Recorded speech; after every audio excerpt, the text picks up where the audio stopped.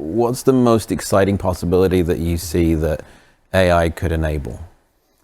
So we've talked about the generative AI, making it so that everybody can create, and making it so that trained professional creators can work faster, right? So if today I'm an artist who can make a single car, in the future, in 2 weeks to make a hero character maybe, or a car or something like that.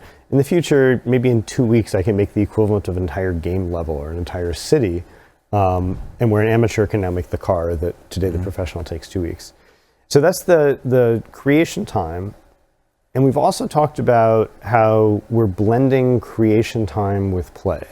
So there are a lot of experiences today where on Roblox, you make an airplane in the game and fly it. So things like that, you make your outfit in the game. And so I think those are essentially already happening. Like you can go out and try the first versions of it today. They're gonna get so much better in the next couple of years. But it's the runtime aspect of AI is the most exciting to me.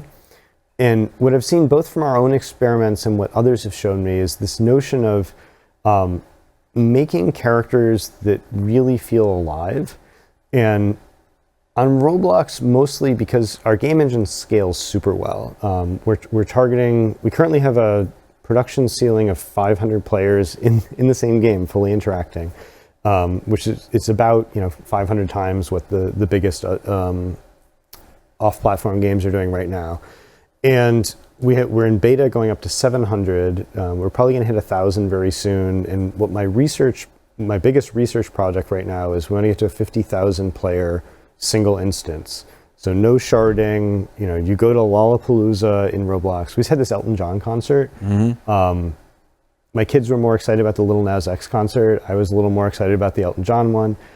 So you get 8-10 million people in the concert, but we have to shard them up into these couple hundred people in each experience.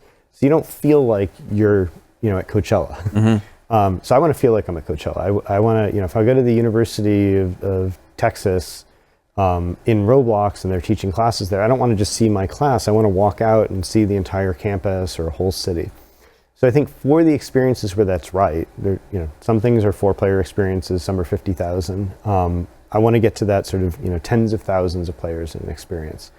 There are other kinds of gameplay. There are other companies. It's not what's a good fit, I think, for Roblox, where that might be 10,000 NPCs. But what I'm excited about is the tech I've seen for others using to make NPCs finally feel real.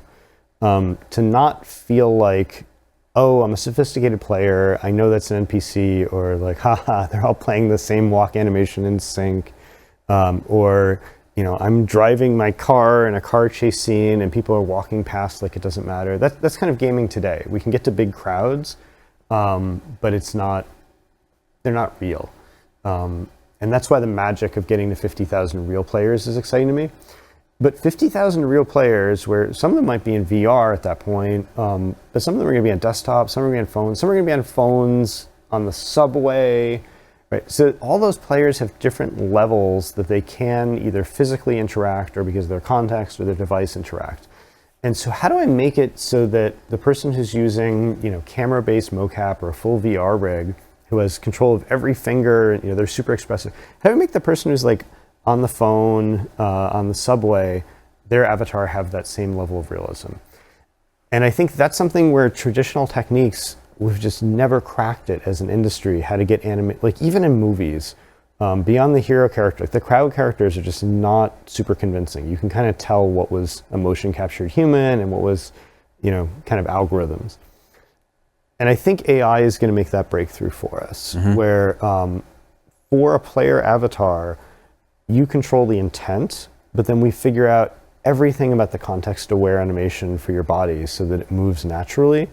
Another research project we're working on now is natural language translation. So I might be speaking to you in Spanish, and you are hearing in English. And maybe I want to hide my identity, or I want to role play, and so you're hearing me speak English with a British accent on it. Or maybe you're hearing me speak with my accent, but you're hearing a different language because we're actually working together. We know our real identities. Mm-hmm. So that kind of real-time natural language translation, moderation, and like voice font, right? Like kind of stylizing in real time with my whole body animated.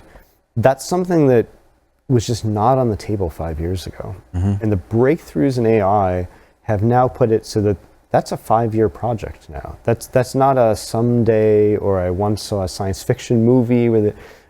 That's suddenly like a real research challenge, and that we're actively working on. Like we think we can ship that kind of tech in a couple of years. So large scale with fully animated bodies, all the tech for like how do you even render 50,000 individual characters with their own outfits.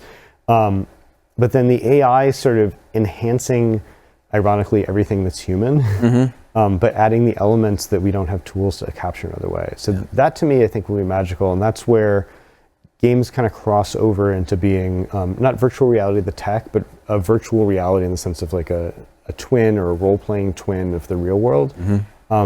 That's really exciting to me because I hate the feeling that my interaction with another human is limited by the tech. And I think AI has kind of broken that barrier now.